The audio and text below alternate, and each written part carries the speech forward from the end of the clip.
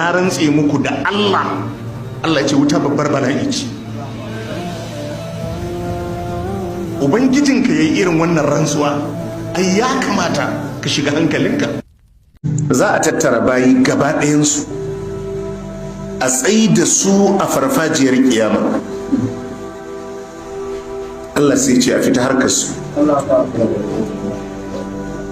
Mutane za su tsaya a kan kafansu shekara 50,000. Ba wadda aka ce mishi komai.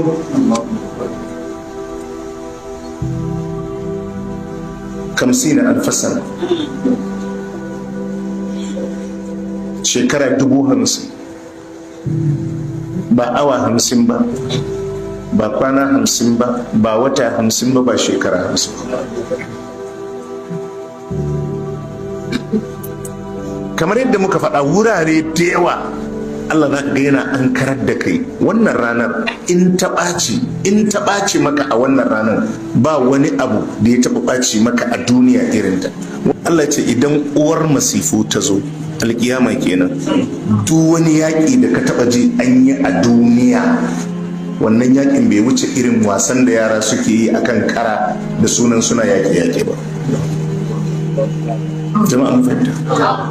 At-tammatul kubra Allah kira ta uwar masifu. Duk masifar da ka taba gani a duniya wasan yara ne in aka hada shi da abun da zai faru ranar alkiyama.